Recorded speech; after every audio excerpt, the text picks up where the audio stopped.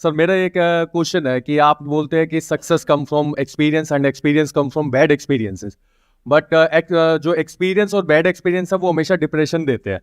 तो सक्सेस तो आती ही नहीं है, सक्सेस तक पहुंचते तक इतना डिप्रेस हो जाते हैं कि या तो वो फील्ड चेंज कर देते हैं या फिर वो वहां तक पहुंचने के लिए कुछ फाइनेंशियली लॉस इतना हो जाता है कि वो ईएमआई को बर्डन्स वगैरह ये सब चीजें चल जाती है। तो इसके अंदर ऐसा ऐसा क्या किया जाए कि वो जो डिप्रेशन बैड एक्सपीरियंस और एक्सपीरियंस से आता है उसको वो चेंज करके, थॉट को चेंज करके मैं आगे बढ़ सकूं। पहले मैं आपका क्वेश्चन अच्छे से समझ लेता हूं, आप बताना कि मैं ठीक सोच रहा हूं या नहीं। आपका क्वेश्चन ये है कि मैं बोलता हूं success comes from experience and experience comes from bad experiences. तो कई बार लाइफ में इतने बैड एक्सपीरियंसेस हो जाते हैं या इतने बड़े बैड एक्सपीरियंसेस हो जाते हैं कि उसके बाद में इंसान डिप्रेशन में ही चला जाता है और उसके अंदर हिम्मत ही बाकी नहीं रहती है कुछ और करने की। तो वो इंसान ही खत्म हो गया है, या ये कह लो चाहे साइकोलॉजिकली नहीं खत्म हुआ है बट फाइनेंशियली ही खत्म हो गया है, राइट। अब अगर ये जो मैंने कहा उसको बात को आप डीपली नहीं समझोगे या मेरे कॉन्टेक्स्ट को नहीं समझोगे, मेरे स्टैंड पॉइंट को नहीं समझोगे कि मैंने किस स्टैंड पॉइंट से ये बात कही, तो गड़बड़ हो जाएगी। ये बात मैंने कही थी अपने लाइफ चेंजिंग सेमिनार में। आप में से कितनों ने देखा है वो सेमिनार जो 2 घंटे का है? कितनों ने नहीं देखा है? वो ना एक चुल्लू भर पानी होता है, उसमें अगर आप चाहे तो वो सेमिनार इस वक्त Guinness book of world record में है। वो वर्ल्ड का मोस्ट व्यूड एजुकेशनल वीडियो है आज की डेट पे, और फिर भी आपने नहीं देखा है तो देख लेना भाई, वो वहां से कुछ अच्छा सीखने को मिल सकता है आपको। एनी हाउ, तो वहां पर जो मैंने बात कही थी वो कही थी अपने स्टैंड पॉइंट से, जब मैं उस सेमिनार के लास्ट पार्ट में अपनी स्टोरी बता रहा था कि देखो मेरे को ये नुकसान हुआ, फिर ये हुआ, फिर ये हुआ, फिर ये हुआ। फिर मैंने क्या कहा कि वो सब जो फेलियर्स थे मेरे, वो आपस में जाकर के कनेक्ट हो गए, क्योंकि अगर वो फेलियर्स नहीं हुए होते तो ये सक्सेस भी नहीं हो पाती। लेकिन अगर आपने ध्यान से ऑब्जर्व किया, मेरे वो सारे फेलियर्स बहुत छोटे छोटे थे। एक भी फेलियर इतना बड़ा नहीं था जिसकी वजह से कि मैं पूरी तरह से खत्म हो गया। यानी अगर मैं फाइनेंशियल टर्म्स में बात करूं, एक फेलियर में मानो मुझे नुकसान हुआ 5-10 हजार रुपए का, एक में हुआ 15 हजार रुपए का, एक में हुआ 50 हजार रुपए का। तो ऐसा नहीं हो गया कि मेरे को 50 लाख का नुकसान हो गया, या मैंने अपने फादर का घर गिरवी रख दिया और उसके बाद में हम सड़क पे आ गए। ऐसा कभी नहीं हुआ, ऐसा मैंने कभी कोई स्टेप नहीं उठाया। प्लस उस सेमिनार में बार बार मैंने एक बात कही कि ना भागना है ना रुकना है, बस चलते रहना है और छोटे छोटे स्टेप्स उठाने हैं। तो जब इन सारी बातों को आप जोड़ करके समझोगे तब आपको समझ आएगा कि किस स्टैंड पॉइंट से मैंने क्या कहा।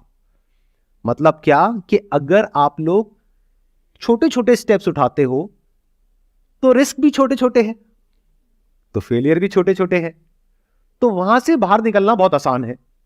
तभी मैं कहता हूं आसान है। बट अगर इस फंडे को आप लगा देते हो कोई बहुत बड़े स्टेप में जहां पे बहुत बड़ा रिस्क है और बहुत बड़ा फेलियर है, तो वहां पर कुछ भी आसान नहीं है। फॉर एग्जाम्पल, एक बच्चा है जो चलना सीख रहा है, धीरे धीरे कोशिश कर रहा है, बार बार गिर रहा है, फिर खड़ा हो रहा है, फिर चल रहा है, फिर गिर रहा है, फिर चल रहा है, तो कोई रिस्क है। लेकिन सोचो कि अगर उसके मां बाप में इंपेशेंस डेवलप हो जाए, 2 महीने हो गए चल ही नहीं पा रहा है, एक काम करते हैं इसको पकड़ करके रस्सी से बांधते हैं और भगाते हैं इसको, गाड़ी के पीछे बांध दो इसको। मतलब पता नहीं होता लोगों के दिमाग में किसके क्या, मैं आइडिया नहीं दे रहा आप लोगों को। Please do not try this at home. But मान लेते हैं कोई बावले माँ बाप हैं, उन्होंने क्या किया, बोला कि अब मैं अपने बच्चे को आज ही चलना सिखा दूंगा। क्यों 2-4-6 महीने खराब करने हैं? अरे 2 घंटे में लो, रस्सियों से हाथ पैर उसके बच्चे के बांधे, बेचारा खड़ा भी नहीं हो पा रहा अभी ढंग से, और उसको बाइक के पीछे बांध दिया है और बाइक चला रहे हैं। इन अदर वर्ड्स, अगर आप कोई बहुत बड़ा रिस्क लेते हो फाइनेंशियली, जहां से रिकवर करना आपके लिए पॉसिबल ही नहीं है, तो क्या करोगे उस घटिया एक्सपीरियंस का? छोटे रिस्क लो, छोटे स्टेप्स उठाओ, जब वहां पे कॉन्फिडेंस आ जाए तब थोड़ा सा उसको लेवल को बढ़ाओ। अगर तैरना नहीं आता है तो पहले कम गहरे पानी से सीखो, जब सीख जाओ तो गहरे पानी में जाओ, वो भी साइड साइड से, बीच में मत चले जाओ। किसी से टक्कर हुई और नीचे गए तो गए। तो अगर आप धीरे धीरे स्विमिंग सीख रहे हो तो कोई रिस्क नहीं है, तो सब कुछ आसान है। Then success comes from experience and experience comes from bad experiences. यानी कि जब आप तैरने की कोशिश करोगे और नहीं तैर पाओगे तो आपको समझ आ गया, अच्छा इस तरीके से नहीं तैर पाते तो चलो किसी और तरीके से ट्राई करते हैं। लेकिन ये सब आप कहां ट्राई कर रहे हो? शैलो वाटर में, तब आसान है।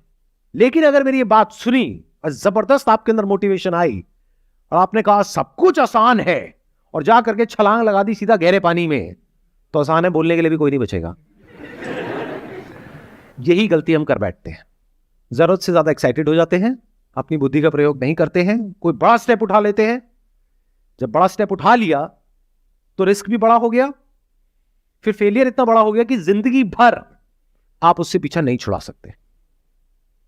तो हमेशा लाइफ में छोटे छोटे स्टेप्स उठाओ तब तक जब तक कि आप इतने बड़े नहीं हो जाते। अंदर से आपको पता लग जाएगा कि मेरी कैपेसिटी क्या है। तब भी जो आपकी कैपेसिटी है उससे थोड़ा सा कम रिस्क लो। कभी भी इतना बड़ा रिस्क मत लो लाइफ में कि आप सड़क पे आ जाओ, अगर फाइनेंशियली बात करी जाए तो। बहुत इंपॉर्टेंट है ये बात, ध्यान से सुन लो मेरी इस बात को।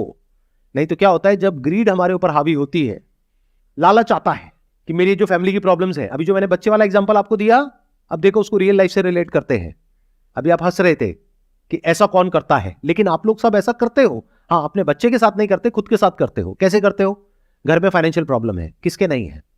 हर दूसरे घर में मेजर फाइनेंशियल प्रॉब्लम है, आप सबके भी घर में होगी। रातों रात तो सॉल्यूशन निकलेगा नहीं, लेकिन आपको रातों रात सॉल्यूशन चाहिए। तो आपने कहीं कुछ देखा जहां से आपको ऐसा लगा कि अगर मैं ये कर दूंगा तो अगले 2 महीने में मेरी ये जो फाइनेंशियल प्रॉब्लम है, जो 20 साल में क्रिएट हुई है, वो 2 महीने में सॉल्व हो जाएगी।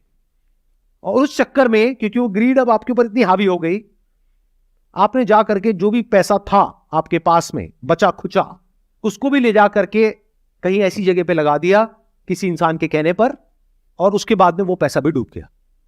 तो अब पहले एक प्रॉब्लम थी फाइनेंशियल, अब उससे भी बड़ी प्रॉब्लम हो गई है। या इससे भी और एक स्टेप आगे जाए तो अपना घर था, उसको भी गिरवी रख दिया मां बाप को कन्विंस करके।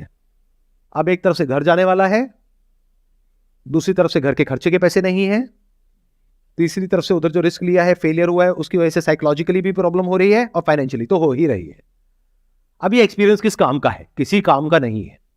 क्लियर हुआ मैंने क्या कहा? आपकी जो प्रॉब्लम थी उसका सोल्यूशन मिला आपको, आंसर मिला क्लियर कट? एक बार आप बताइए। सबसे पहले तो कि जो भी अगर रिस्क भी लेता हूँ तो उसके अंदर उतना रिस्क लूँ जितनी मेरी कैपेसिटी है उससे भी कम, ताकि धीरे धीरे धीरे धीरे मैं स्टेप आगे बढ़ा सकूँ। और उसके बाद में जब एक पॉइंट तक अगर मैं पहुंच जाऊं और उतनी मेरी कैपेसिटी हो जाए तो उसके बाद में मैं बड़ा रिस्क ले सकता हूं। मतलब कि पहले चलना सीखो फिर भागो। फिर भागना सीखो। सीधा भागोगे तो हो सकता है इतना बड़ा एक्सीडेंट हो जाए कि चलने लायक भी ना रहो।